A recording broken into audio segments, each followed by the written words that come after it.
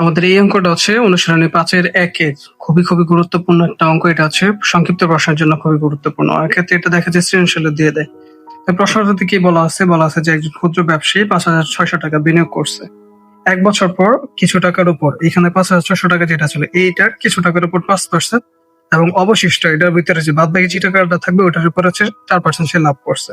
এখন তার মোট লাভের পরিমাণ ছিল 256 টাকা। তাহলে 256 টাকা যদি লাভ করে থাকে তিনি কত টাকার উপর ওই 5%টা লাভ করছে, এটা আমাদেরকে এখানে সমাধান করার জন্য বলছে। তাহলে এটা ছিল এরকম যে 5,600 টাকা কোন একটা জায়গায় একজন ব্যবসায়ী বিনিয়োগ করছে। তাহলে বিনিয়োগ করছে কত কত পার্সেন্টে? একটা বিনিয়োগ করছে হচ্ছে 5%, আর একটা বিনিয়োগ করছে হচ্ছে 4%।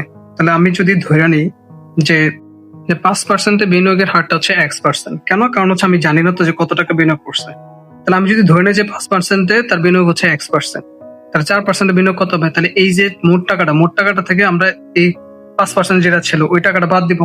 মনে করো তুমি তোমার কাছে ছিল 100 টাকা, 100 টাকার ভিতরে তুমি 60 টাকা হচ্ছে 5% বিনিয়োগ করছো, 5% বিনিয়োগ করছো, তাহলে তোমার হাতে আছে কত? 40 টাকা আছে। তাহলে এই 40 টাকা হচ্ছে তুমি 4% বিনিয়োগ করো। তাহলে 40 টাকা কিভাবে আসছে? 100 থেকে আমরা 60 বাদ দিলেই তো এটা আসছিল। তাহলে আমি এটাকে যদি X% ধরে নিই, X% ধরে নিই মানে 5%-এ X টাকা বিনিয়োগ করছে, তাহলে 4%-এ কত টাকা আসবে? 5,600 টাকা থেকে আমরা আমাদের যে X%টা বাদ দিব, তো এটা হচ্ছে 4%-এ বিনিয়োগ করছে। তাহলে 5% এবং 4% এই দুইটা যখন আমরা যোগ করব একসাথে, তখন আমাদের মোট যে লাভটা ছিল সেই লাভটা ছিল হচ্ছে আমাদের এই টাকাটা। তো এখান থেকে তখন আমাদেরকে X এর মানটা বের করে নিয়ে আসতে হবে। তাহলে এটা আমরা একটু লিখতে পারি এইভাবে যে ধরি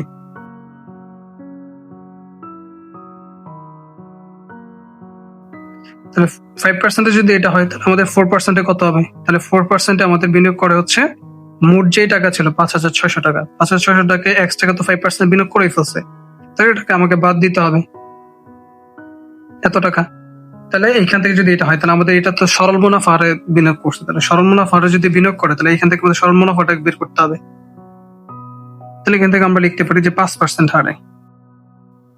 তখন আমাদের সরল মুনাফার সূত্র কি ছিল? I is equal to P/R। তাহলে এখান থেকে P আসল কত? তাহলে আসল হচ্ছে সে বিনিয়োগ করছে কত টাকা? 5% X টাকা। তাহলে এটা কত সময় কত? 1 বছরে বলছে না? এখানে বলা আছে যে 1 বছর, তাহলে সময় হচ্ছে 1 বছর। আর আর আর মানে কত? 5% বিনিয়োগ করছে মুনাফার হার। তাহলে মুনাফার হার 5% মনে করো 5 আর পার্সেন্টের জন্য নিচে হবে 100। তাহলে এখান থেকে আমরা পাবো হচ্ছে X আর 1 গুণ করলে X হবে। তাহলে X আর উপরে 5 এর সাথে গুণ হয়ে যাবে। তাহলে এখানে পাবো হচ্ছে 5X ডিভাইডেড বাই 100। এটা হচ্ছে 5% এর জন্য। তো আমাদের 4% এর জন্য কত আসবে? I is equal to হচ্ছে P/R। তাহলে আমাদের 4% এর জন্য আমাদের আসল কত ছিল? 5,600 মাইনাস হচ্ছে X। তো এটার জন্য সময় হচ্ছে 1 বছর, আর আর এর মান হচ্ছে এবার যেহেতু 4%, 4 জায়গায় 4% এর জন্য হচ্ছে 100। তাহলে এখান থেকে আমরা এটাকে পাবো হচ্ছে এই পুরো জিনিসটা 4 এর সাথে গুণ হবে। তাহলে 4 দিয়ে যদি একবার এই 4 দিয়ে একবার এই 5,600 কে গুণ করতে হবে, 4 দিয়ে একবার X টাকে গুণ করতে হবে। তো 4 দিয়ে যদি আমরা 5,600 টাকে যদি আমরা এখানে গুণ করি, তখন আমাদের এখানে গুণফল আসবে হচ্ছে 400 400 4 6 হচ্ছে 24, 4 হাতের আছে 2, 4 5 20 আর 2 হচ্ছে এখানে আমরা পাবো হচ্ছে 22 মাইনাস 4 আর X গুণ করলে আমরা পাবো হচ্ছে 4X ডিভাইডেড বাই আমাদের নিচে ছিল হচ্ছে 100। তাহলে এটাকে আমাদেরকে নিচে বসাইতে হবে। তো এখন হচ্ছে আমাদের 5% হারে এবং 4% হারে এই দুটা যোগফল যেটা আসবে ওইখান থেকে আমরা পাইছিলাম হচ্ছে মোট মুনাফা ছিল আমাদের 256 টাকা। তাহলে এখানে আমরা এখানে বসাই দিই যে প্রশ্ন মতে 5% ছিল হচ্ছে 5X বাই 100 প্লাস 4% ছিল 4X বাই 100। তাহলে এই দুইটা মিলে আমরা মোট আমাদের মুনাফা কত পাইছিলাম? মোট লাভ হয়েছিল আমাদের 256 টাকা। তো এটা এখানে আমরা এখানে লিখে দেবো যে ইজ ইকুয়াল টু 256। তাহলে এখান থেকে আমাদের নিচে এই দুইটার হরের লসাগু করতে হবে। তাহলে হরের লসাগু আমরা পাবো হচ্ছে 100। 100 দিয়ে 100 ভাগ করলে 1 হবে, 1 আর উপরে 5X গুণ করলে 5X প্লাস 100 দিয়ে ভাগ করলে 1 আর উপরে যা আছে এটাকে যদি গুণ করি উপরের রাশিটাই আসবে মাইনাস হচ্ছে 4X ইজ ইকুয়াল টু 256। এখন আমরা আর গুণন করবো 100 আর এটা যদি গুণ করি তার উপরে যা আছে তা,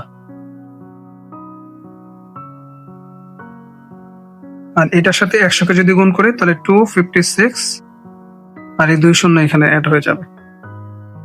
তাহলে এখান থেকে আমরা লিখতে পারি 5টা X থেকে 4টা X বাদ দিলে আমাদের থাকবে হচ্ছে 1টা X। তাহলে 1টা X ইজ ইকুয়াল টু 256 আর এটা ছিল প্লাস, তাহলে ওই পাশে গেলে হবে কি মাইনাস। তাহলে এখন আমরা পাইতেছি এক্স ইজ ইকুয়াল টু এটা থেকে যদি এটা থেকে যদি এটাকে বাদ দিই তাহলে আমাদের মান আসবে হচ্ছে 3200। তাহলে আমাদের এটাই হচ্ছে আমাদের এটার সমাধান, যে 5% হারে আমাদের বিনিয়োগ করা হয়েছিল 3200 টাকা।